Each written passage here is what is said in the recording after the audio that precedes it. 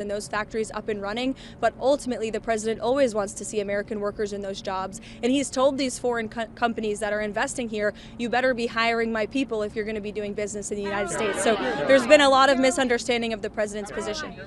Michael. Karoline, is President Trump asking for Xi Jinping's help in putting pressure on Putin to help end the war in Ukraine? I won't get into the details of the conversation this morning other than what the president put out on Truth Social. He put out his own readout of that, and I will leave it to that. But I did speak with him about the call. It lasted about an hour, and it was a very positive call. The focus of the call was really Russia-Ukraine did come up, but the focus was mainly on the trade deal that we are working on with China and those relations and how they are moving in a positive direction.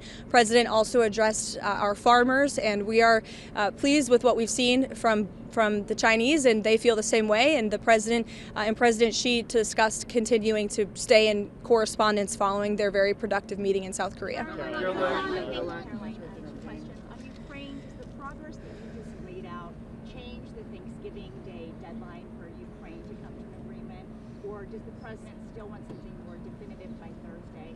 And then on the Comey and James case, does the president still have confidence in Lindsay Elliott? Absolutely, he does, to your second question.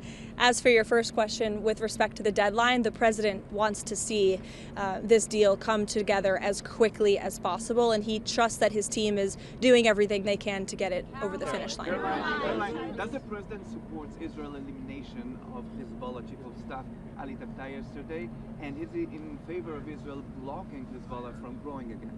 I haven't spoken to the president about that strike specifically, but of course the president supports Israel's right to defend itself and to take out any terrorist threats in the region. Jake?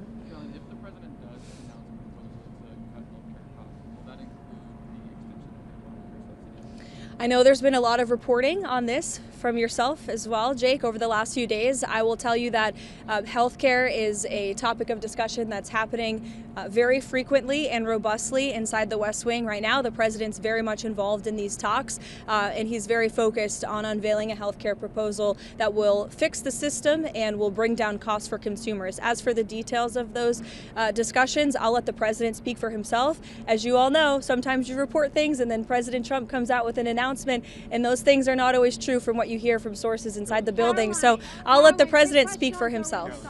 Sure, go ahead, Kara. He called President Trump and said he still views he's a fascist and a despot after they had such a great meeting. Any comment from the White House on that? I think talk is cheap, and I think that the president is going to judge Mamdani by his actions that he takes to New York.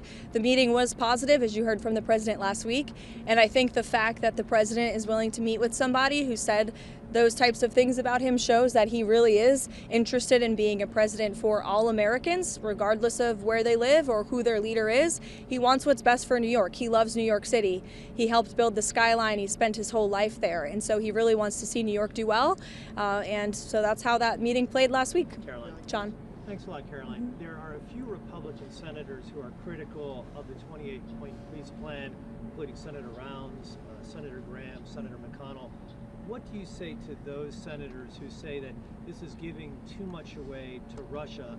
And has Russia made any concessions as it relates to a possible peace deal concerning ending the war in Ukraine?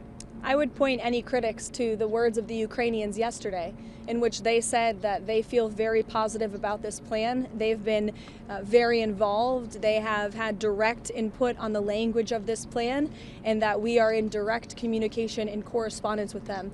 Any idea, let me just finish with this, the idea that the United States of America is not engaging with both sides equally in this war to bring it to an end is a complete and total fallacy. And I saw a lot of misinformation and rumors and allegations against people in this building, such as Secretary Rubio and Special Envoy Wynkoff and the President himself, that they are favoring one side over the other. That could not be further from the truth. I have watched as the President and his team have worked around the clock overnight with both sides on endless phone calls, endless meetings to try to bring this war to a close, and any suggestion otherwise is a complete misunderstanding of the facts. It's coming from people who have no idea what they're talking about, or people who are pushing their own agenda, or maybe people who don't want to see this war come to an end. I don't know, maybe they're profiting off of it, maybe they benefit from it in some way, but nobody in this building benefits from war. We want to see this war come to an end, and that's what the president and his team are proudly working to do.